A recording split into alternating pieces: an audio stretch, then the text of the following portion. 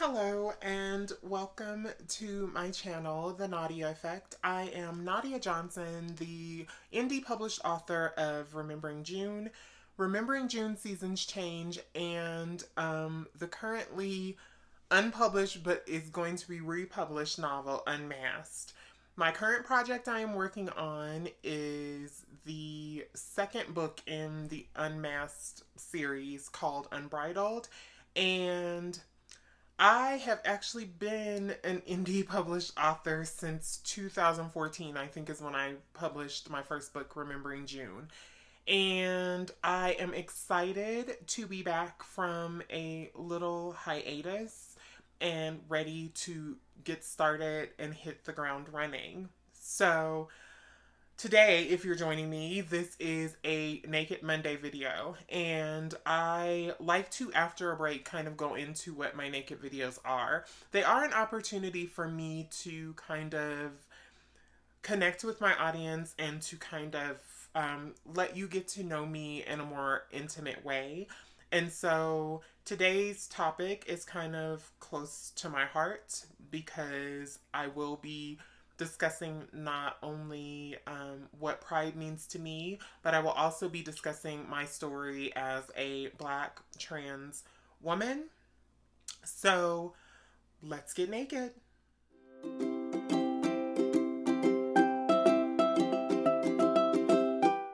There are three really important things that I want to tackle in today's video. One of them being what pride means to me, the other thing being my own personal story, and I guess it would be considered a coming out story, but it would also be considered like my story as a Black trans woman. And then I also want to pay homage to the trans people that have lost their lives in 2022 and 2023 with a kind of a silent moment that I will insert into this video with their names, and just a moment for all of us to reflect on on the trans lives lost in the past few years in 2022 and the beginning of 2023. The other thing I want to talk about is why writing Black trans stories is important to me, such as the ones that I have featured in my book Unmasked and also the upcoming Unbridled, which I'm not sure of what the publishing date will be for Unbridled, but I know I'm planning on republishing Unmasked sometime in early August, and I will announce that date when I have a firm date in place. And then I'll close out the video, and I think I'm gonna include some links to some of the organizations here in my home state that I have worked with previously, and also just some links maybe about the legislation that is currently on the books that is against trans people, because I think it's important as someone who is putting my face out here that I also represent my community in a positive way. So, anyway, let's get started. So again, happy Pride, everyone. Pride, what does it mean for me personally? Um, it means taking moments throughout the month of June and beyond June to reflect on the people that have come before me, the people that have paved the way, that have made it easier for me to exist as a Black trans woman. Granted, I am not saying that it is easy at all being Black and trans, especially in America. I'm not sure what it's like everywhere else, but I'm going to speak on what it's like to be Black and trans here. Pride is also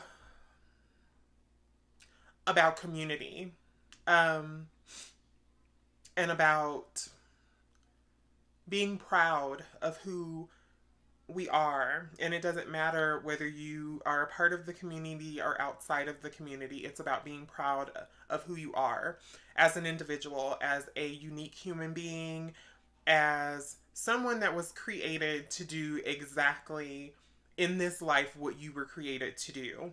So, those two things are really important for me in this month because they're it can easily things can easily be taken for granted. And I think with all the new attacks on our community, especially on our trans youth and on trans people in general, it has been really difficult to exist in this space. My story kind of has like loop de loos and ups and downs, and it was not a straight line to get to where I am today, because when I originally came out, I guess, I thought that I was just gay.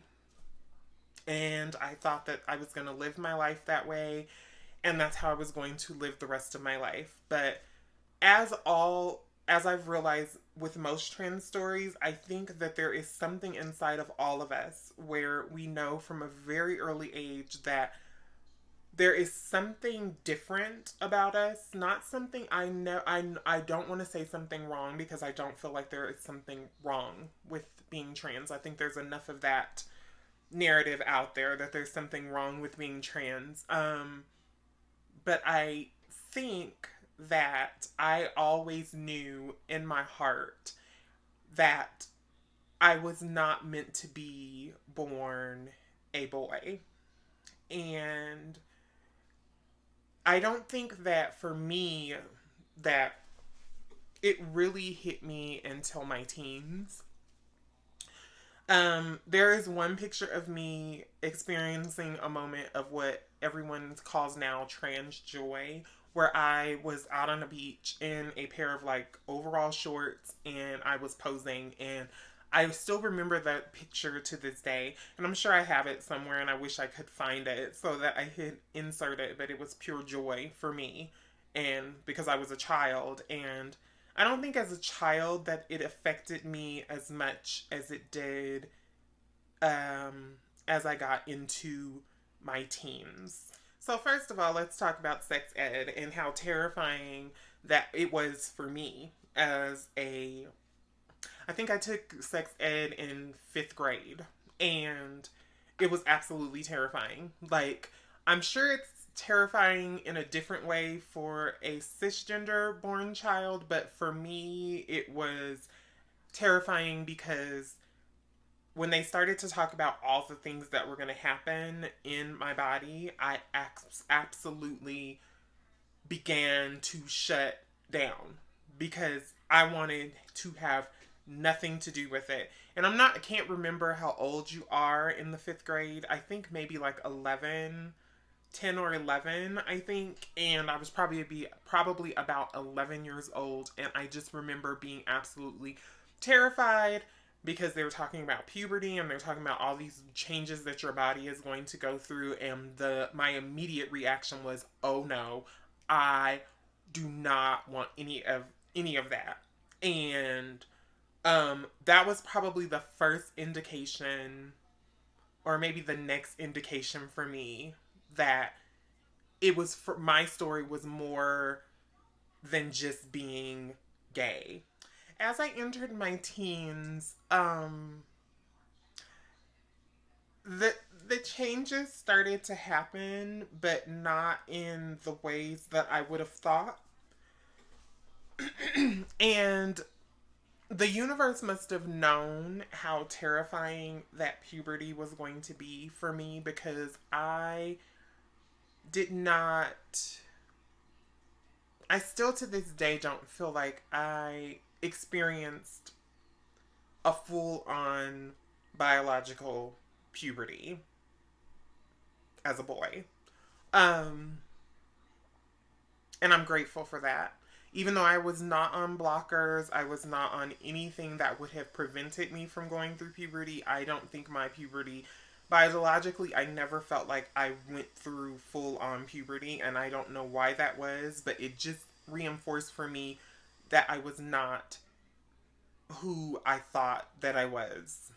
And I think that it really started to solidify for me the further that I got into my teens. And there was one experience when I was about 15 where I was like, oh, this is probably who I am. So I remember I was on a bus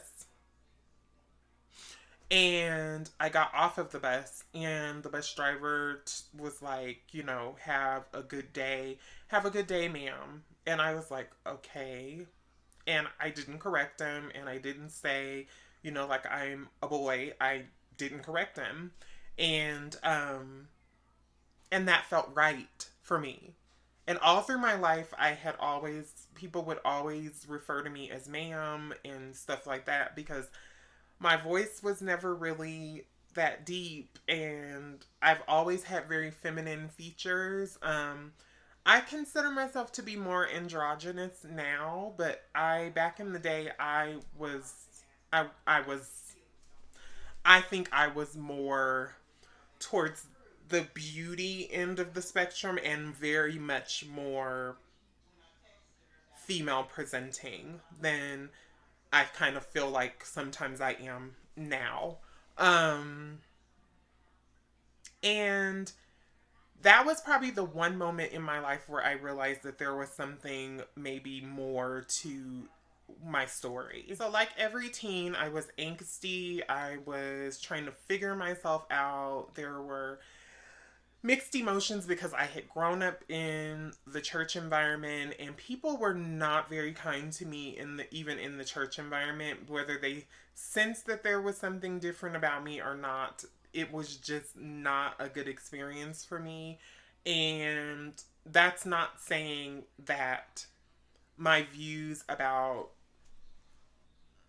spirituality have changed, because I am very much a spiritual person now, but I just do not subscribe to going to church every Sunday and doing that whole ritual of being a part of that community, because I have not been able to find a place where I feel that I can be 100% myself. Um, and I think that it's something that we need to change in the religious community, because I think there is this stigma that God hates anyone who's different. But the part that's left out is that God also created us, all of us, whether you believe in him or not. And I know this is getting into some kind of crazy territory, and I'm in no way preaching to anyone, but I just want to say that um, in terms of what I believe over the years, it has evolved. Um, and it has become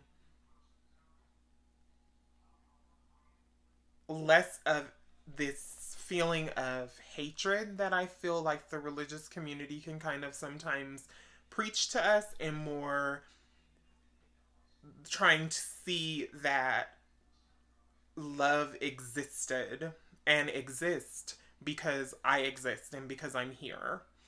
And I don't know if that makes sense, but that was also a part of my story growing up, was this idea that I was just wrong in every way possible. There was nothing good about me. And I think that that's something that, gay people and the people that are a part of our community, that they struggle with, especially if you've grown up in an environment where you were raised in the church. It always feels like you are wrong in so many ways. But as an adult, I have learned more. I have progressed. I know, um, I do believe that there is something bigger than me. I think that's the best way to put it. So as I progressed through my teens, of course, there was experimentation with makeup and trying to press the boundaries with clothing and things like that. And um, it wasn't until um, and I haven't even mentioned the depression yet that I went through all of my teens, where there was just a lot of sadness and a lot of uncertainty. And it wasn't until I hit my 20s that things really started to turn for me.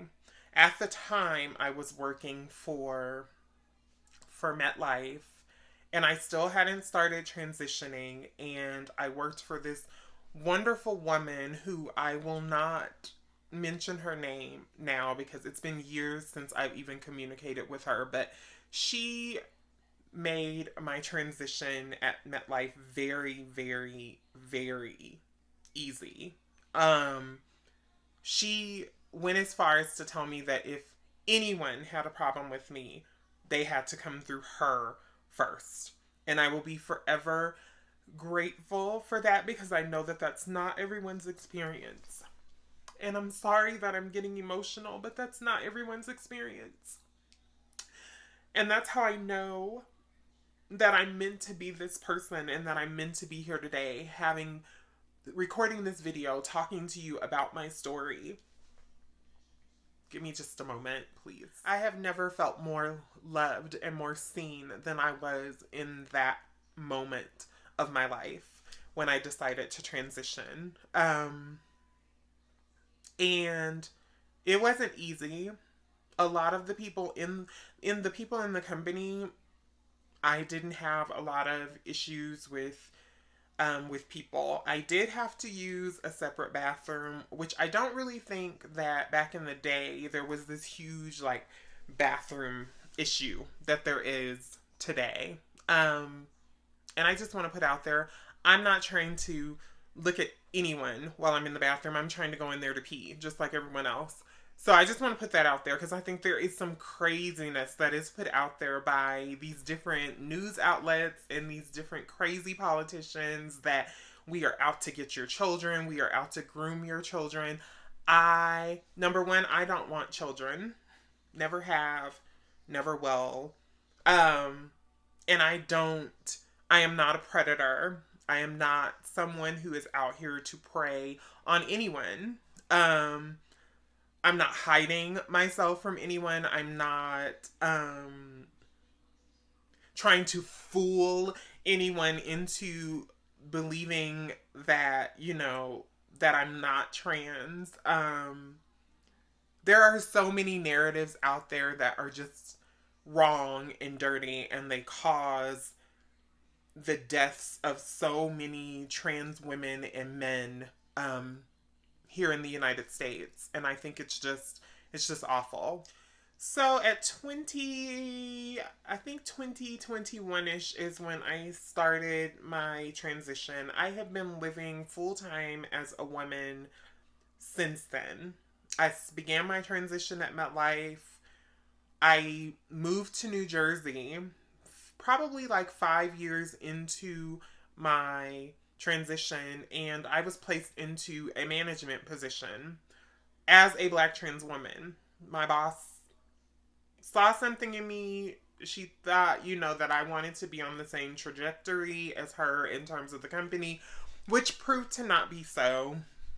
Because I've always been a creative. I've always wanted to write. And I struggled through that period in my life because I knew that I wanted to be doing something else, but at the time I did not know that it was writing that I wanted to be doing. So I was in New Jersey. New Jersey started out not so good. Back in the day, I was driving this little purple Saturn. It was like, I want to say it was a two-door Saturn. It was like a coupe. And it was really cute. It was my first car, and me and my mom hopped in there. We packed whatever I could fit in there, and we drove across the United States from Colorado to New Jersey. And because I had accepted this position. And I'm still working at MetLife. Now I am a manager of a mailroom, and things got a little were good for a while, but they were crazy even from the beginning because I did was not prepared. I was 25. It was my first time living somewhere on my own. I didn't really research. I really didn't do the things I needed to do in order to prepare for this move because originally my idea was to move to California. I didn't have a plan for that either. I was just going to move there and I was just going to make it work. I was going to figure it out along the way. I just want to say for all you 20-year-olds out there that it's great to want a different life from what you have, but it's always better if you plan it just a little. It doesn't have to be all planned out because I'm a person, I like spontaneity. I like flowing with the waves of the water, with the colors of the wind. But the bottom line is that planning is very important when you are making a huge move from one place to the other. Back to New Jersey. So I'm in New Jersey. I found a place with some random guy. I ended up not feeling comfortable enough to stay with him. So I continued to look for places and I ended up finding another place in New Jersey that was closer to my job, and I still had my car at the time, and it was interesting living with this lady. She presented herself very well in the beginning. And then the more that I lived there, the stranger things got. She controlled the heat because it was like a little upstairs apartment that at this time I didn't realize it, but I don't really think that it was legal. And it was just like a little attic apartment, and it had like a small kitchenette and a bathroom and a living space, and then the bedroom was kind of off in like this cubby hole that would not have fit a regular bed, so I actually had like a blow up mattress in there, and that's what I slept on. I never really felt at home there. I didn't spend a lot of time there. It was also during that time where I met the guy that would become my 6 year long distance relationship that I talked about in a separate video that I am currently working on trying to move on from. And that was a pretty crazy time in my life. But I had moved closer to my job, and so, things were falling into place for me and I felt good about it. And then life took a really crazy turn. New Jersey proved to be a growing up period for me. Because before that, like I said, I had not lived on my own. I had always lived with my mom and my sister, or I had lived at one point when I was about 18, I had lived with my cousin. Um, this was the first time that I was off on my own, creating my own life, totally responsible for me, myself, and I. So it was a growing up period for me because where things took a turn was probably about the third or the fourth year that I was in New Jersey.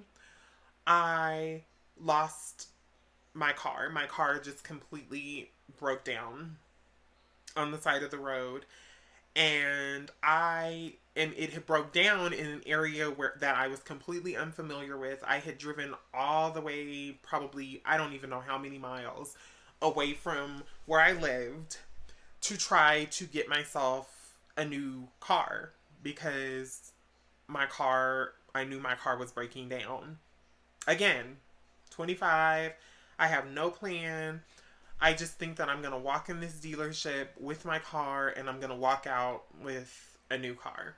Well, life had a lesson for me. And this is why I say planning is important, because it led to not only me having to sleep on the side of the road, but I also had to call the same boss who had been so helpful in my transition because I still worked for her at the time. And I had to explain to her the situation. And just like she had always been kind of a mother figure, a mentor, and everything to me, she came to my rescue once again. So she took me that day. She picks me up from my car. I leave my car where it is. I still to this day, my car probably got towed and crushed and everything because I left it on what I believe was probably private property, and I never went back to get it. Like, it was just there. She took me that same day after this whole incident happened, and she negotiated a car contract for me, made sure that it was something that I could afford, and I drove off of that lot with a car. It was the most amazing thing to watch because she was like in her career, she was in control, and she was empowered, and she was not going to walk out of there without a deal that fit into my budget, and it was perfect. And so I drove off the lot with a car, and all was right with the world again. I was still living in this place with this crazy lady, and things were escalating because she was talking to me about things like the heat being on and stuff like that. And it just became this big stressor for me. So the same year that I moved out there, I had a friend who lives his life. He's gay and he lives his life as a gay man, and he moved out there at the same time that I lived in New Jersey. And so we would connect every once in a while. I would stay at his place. He stayed right across the Hudson in, I don't remember what city he lived in. Anyway, he stayed right across the Hudson from New York. And so it was real easy travel for him to travel into the city. He was a hairstylist and everything. And sometimes I would spend time with him, and they were crazy times because we were both struggling.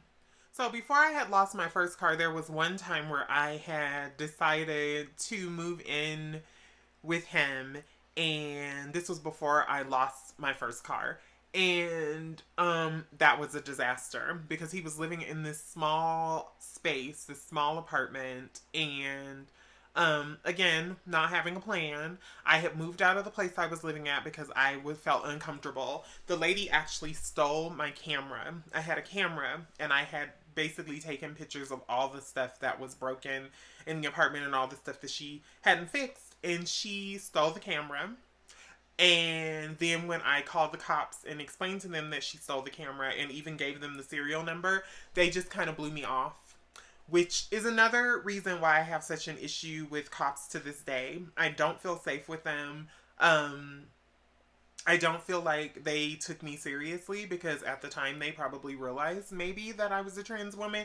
And like I said, back then I presented much more less androgynous and much more feminine. So I'm pretty sure I never knew when someone knew and when someone didn't, and really didn't. I probably cared a lot more then than I do now. So, anyway, so I moved in with him. Things fell apart. I ended up moving into a hostel, where I was living with a bunch of other people. The bathrooms were communal. The kitchen space, all of that stuff was communal. And I remember that was probably the safest that I felt in all the time that I lived there. Except for when I moved into my apartment, which did not come until later.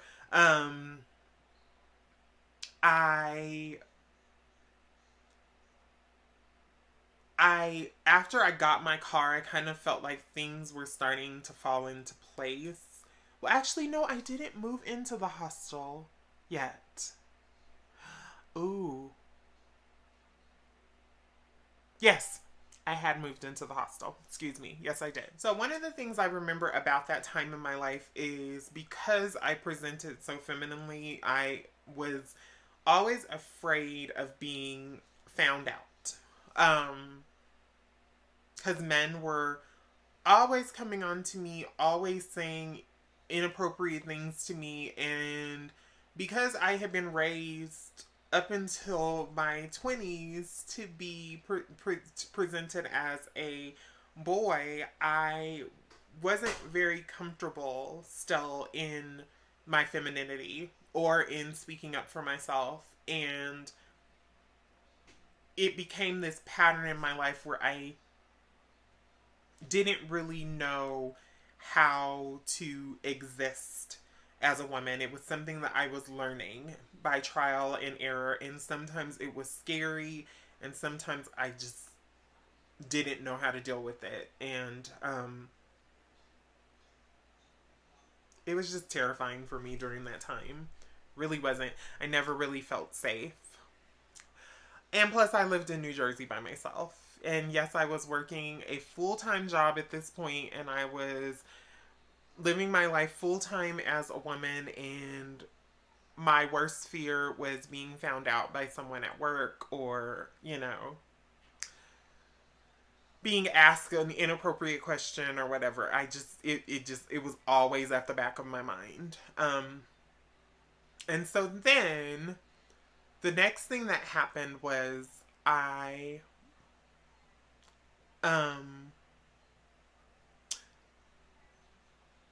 like I said, I had moved in with my friend. Things didn't go well, and then suddenly I was without a place to live, and things got so bad for a while. During that time, I moved into my car. I was working during the day, and I was then going and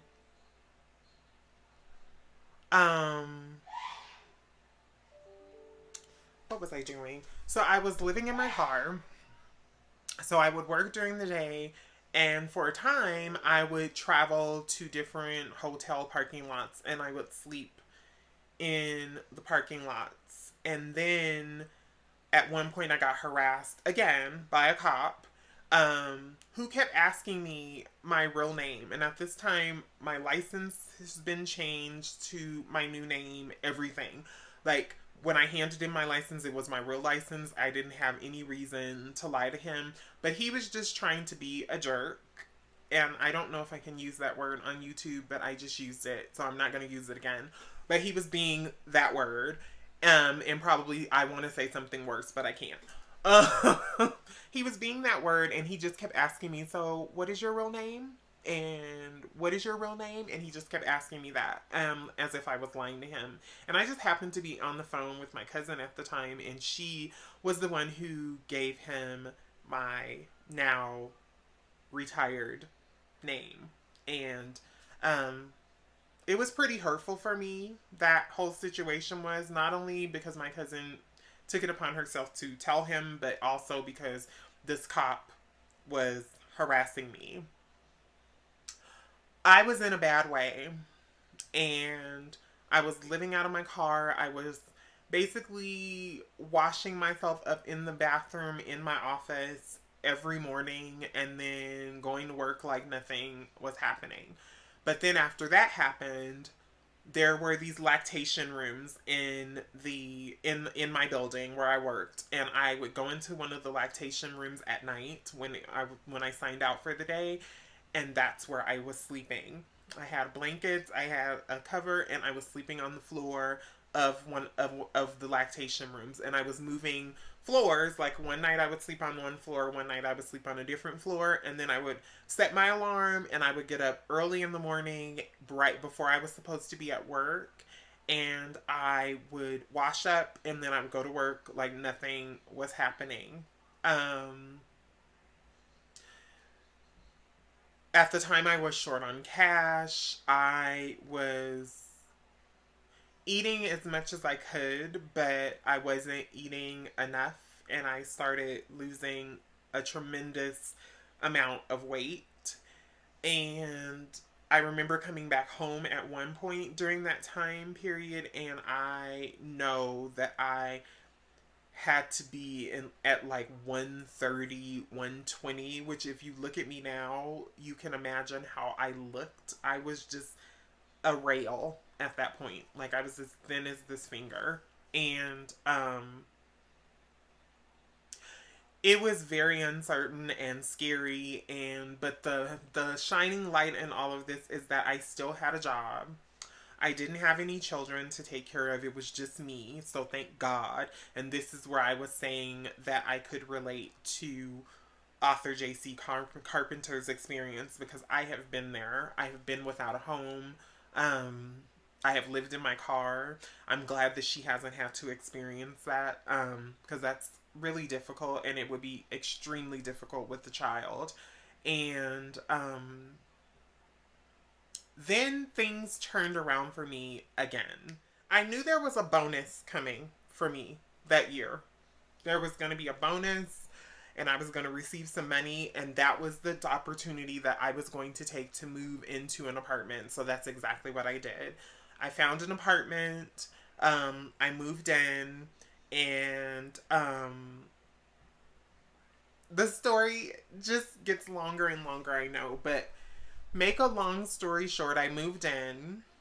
I was fine for a while. I thank God I had a boyfriend who didn't live here at the time, but he was very helpful. He bought my bed for me. He made sure I was comfortable in my apartment, and he gave me some cash money so that on hand, so that I had some cash money, and I felt like things were looking up for me. And they were for a while. Then I lost my car and my apartment um, at the same time. And that was scary. Um, well, actually, no. I lost my apartment later, but and I think I'm starting to confuse my stories, because I think when um, no, I'm not confusing my stories. Because what I did was, when I lost my apartment, I had to move everything into storage. Everything that was in my apartment.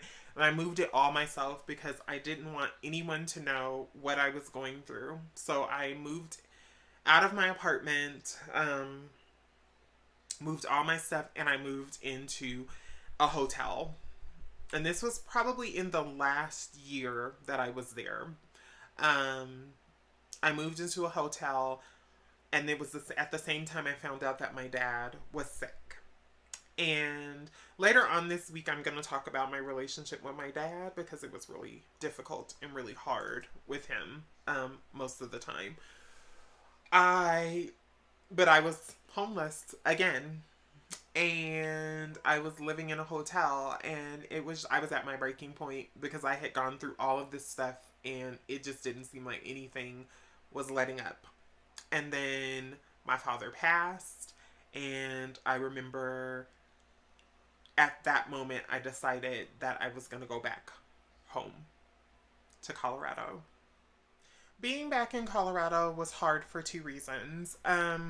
One, my father had passed, and like I said, I am going to do a special Father's Day video this weekend, that I'll post this weekend, where I will go into more detail. But my relationship with him after I began to transition was kind of strained, and but his passing was also the inspiration for me to finish my first novel, Remembering June. And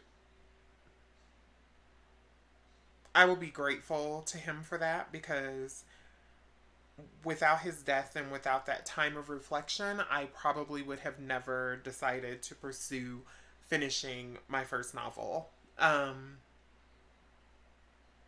Colorado was hard also, because I thought I was going to live with my mom for a couple of months. I was going to find a job, and things were going to be honky dory again. I was going to get back up on my feet. But what I was not prepared for was the way that the prices of things had escalated here in Colorado. where I would have been able to do that previously in my previous life. Before I moved to New Jersey, I couldn't, there was no way that I could make what I was making and go and move into my own place. And so, um, there was also a rough period for me and my mom and my sister where me and my sister could not find suitable positions, like jobs, I mean.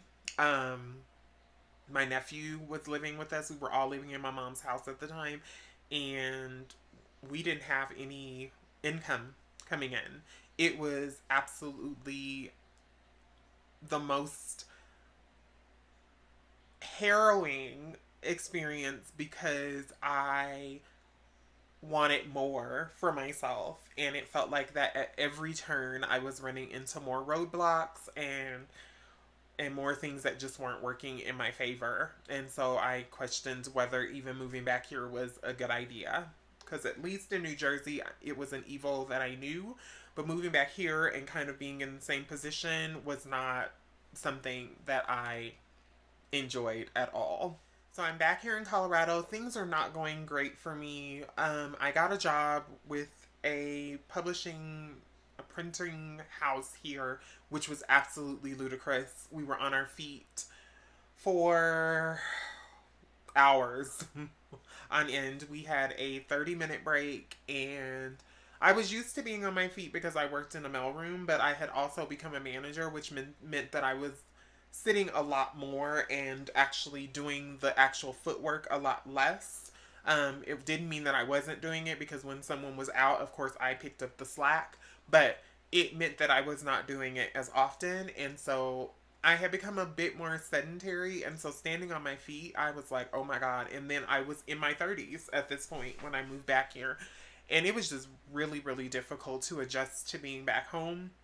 I had been away from my family. I had created my own life, and I was changed because of what I had gone through. Not just, not even, it was what I had gone through as being a trans woman, but it was also what I had gone through just in being homeless and having a car, losing a car, having a car, losing a car, and moving into a hotel. All the things that had just fallen apart in New Jersey were coming to a head. And that's when I started putting on a lot of weight. Because remember, I hadn't been eating a whole lot because there were times where I wasn't eating enough or I wasn't eating at all when I was in New Jersey. And so I put on weight. I mean, I packed on weight pretty quickly, because if anyone has struggled with an eating disorder or has gone without food for a while, if you start to eat again, then your body absorbs all the fat in your food, and you put on weight because pretty quickly, actually, if you're not careful, because your body's like doesn't know when you're going to eat again. So what it does is it stores everything as fat because it doesn't know when it's going to eat again. So I ballooned from probably, like, at the time I was maybe like 170, 180, and I ballooned up to probably about 250 at my highest weight. And that was really hard for me because I was used to my body looking a certain way and, existing in the world a certain way. And I was just so uncomfortable. But I was also I had ended my relationship, my 6-year relationship, in the midst of all this, and I was sad and I was just beaten down, and I didn't see a way out. Things just kept getting worse.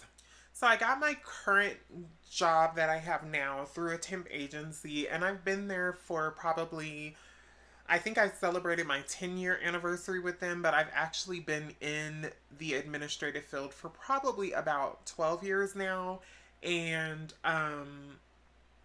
it was not at all the direction that I thought my life would take, because thought I, and I've discussed this in another video as well, I thought I was going to get an agent, I was going to sell my book, and everything was going to be honky-dory, and I was going to finally get on my feet, and I was finally going to be doing what I was always meant to do. And it did not work out that way. So I decided to self-publish my first book, and I did that in 2014. I published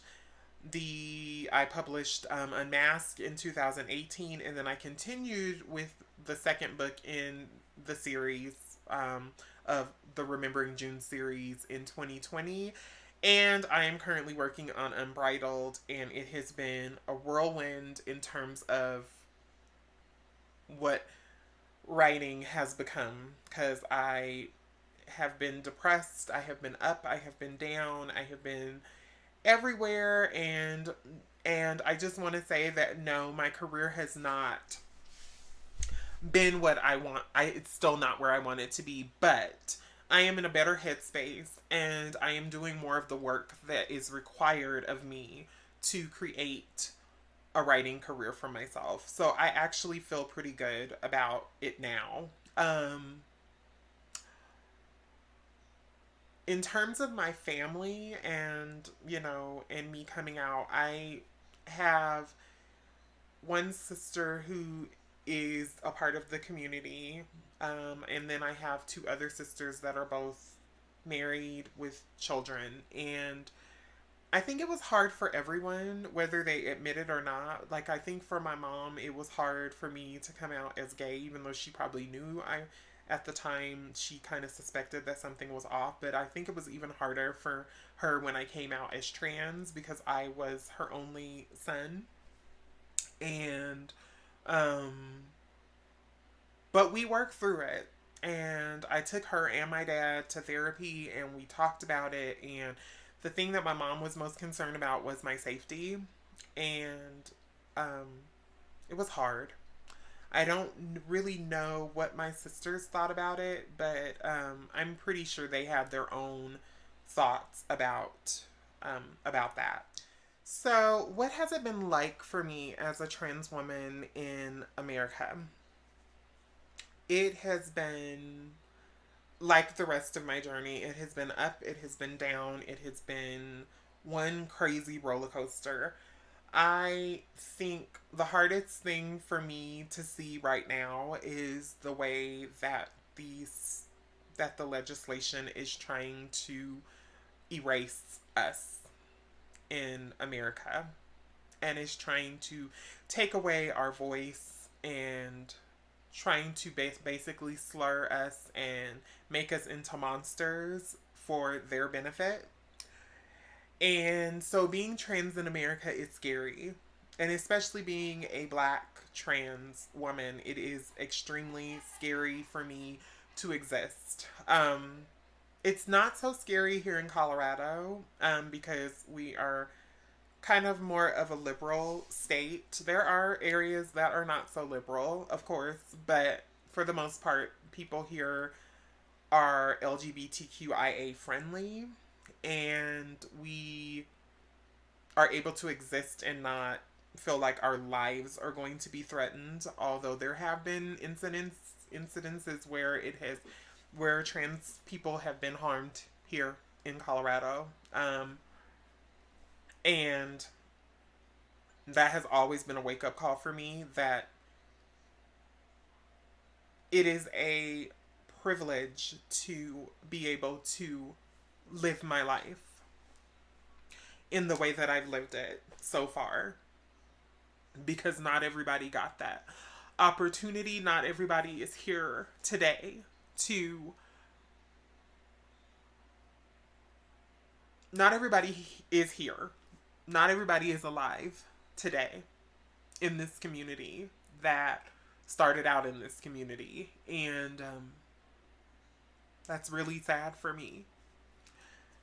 But it's also inspired me, because I know that I no longer feel the need to hide anything about who I am, regardless of the fear that may exist in the world right now around being trans and our transness. It is still, there is still a fight to be had. And I'm going to do everything in my power to make sure that our voices are heard, and that we are not erased. From history, we are not erased from this world because we exist. And now that we exist, and now that we are public, and now that we are out in the world, like, it's like stuffing some stuffing a Jack in the Box back into a box. The jig is up. Like, we're here.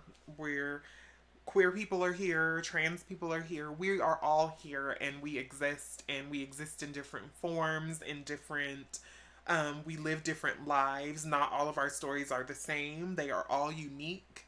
And being black and trans in America is scary right now.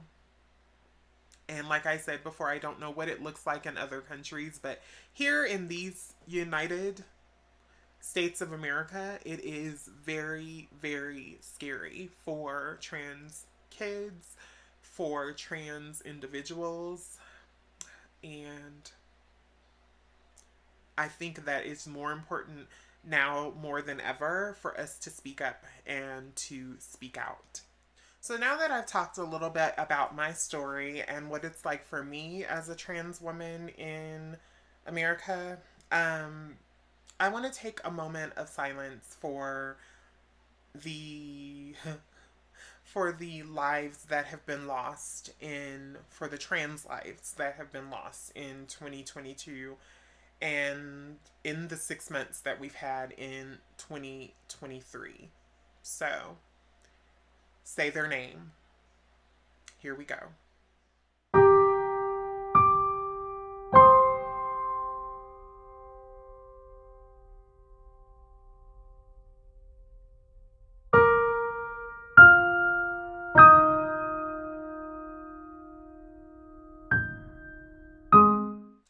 So, why is writing black trans women's stories so important to me? Like, all of my stories are not black trans stories, but the Unmasked series is a series that I began because I wanted to write about the humanness of the trans experience. Because a lot of the times, what gets left out is that we are human beings first. Um, Living a trans life does not mean that we don't bleed the same, that we don't hurt, that we don't love, that we don't exist the same and feel the same emotions that, other people do. And I think that often before now, I think that trans stories were very much based around misconceptions that people have about trans people. But in recent years, I would say probably in the last decade or maybe more, I'm not sure, don't quote me on that. I feel like the stories they have become more humanizing for trans people, especially trans women. Um, I don't feel that there's enough stories about trans men out there. I would like to see more of that happening. Um, I recently, the reason why that is important to me is because I just want to show that we are human. And when I write a trans story, it is about people that have, and I write them in the way that I write them because I like showing how a person becomes who they are is not just a straight line. Because my life hasn't been a straight line. And I'm sure that even if you are trans or not trans, that you understand that because your life probably hasn't been a straight line either. Um, and so I like writing stories about black trans women in particular because we die in record numbers. We are often fetishized, just like all trans women, but we are fetishized. We are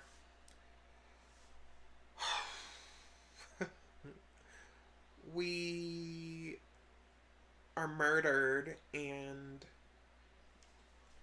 forgotten about, and I think sometimes we're not even seen as lovable, which is a narrative that I'm trying to change through my stories. So there's always going to be an element of love in all of my trans stories because I think it's important to show that we can be loved. It's not something that for me that I've always believed that I'm lovable, but I am on a journey and I am trying to get better about manifesting the love that I want in my life. So that is why I write trans women stories, because I want to humanize them. I want to show that we can love, that we can be sexy, we can be beautiful, we can be successful. Um, I write them because the stories deserve to be told. And I think with all the book bans and everything trying to squash queer voices, that we just need to keep writing the stories and putting them out in the world and letting the results speak for themselves. People want to see representation of themselves in media, in books, in music. They want to see it. And so that's another reason why I write these stories, is because we want to see representation of ourselves that is not that doesn't diminish us and doesn't make us less than, but actually builds us up. And I'm hoping that I'm doing that with my stories. So that's why. Thank you so much for getting naked with me today and watching this entire video. I just want to say that I felt that it was important for me to take a moment in this month of Pride to talk about my story, to talk about who I am as a person, how I've become who I am, and also to let people know that just like every person isn't the same, that our trans stories aren't the same. Just because you may never meet a trans person in your life, or you may not know that you've met a trans person in your life. But my bottom line is to, if you ever were to meet me, would be, and I was the only trans person that you ever met, that I would want you to walk away knowing who I am, who I really am, not what you may have had a preconceived idea about. And so, in conclusion, I just want to say that if you have any queer people in your life and maybe you are uncertain about them or about where you fit in their lives, reach out to them, talk to them, be present with them, allow them to tell their story. Allow them to tell their story. And if you still don't understand, then educate yourself. Ignorance is not an excuse to be, to just stay where you are in your mindsets and in the way that you think. And in the meantime, I'm going to continue working on myself because I have a lot of work to do. And I'm hoping that in doing the work on myself, that I am able to be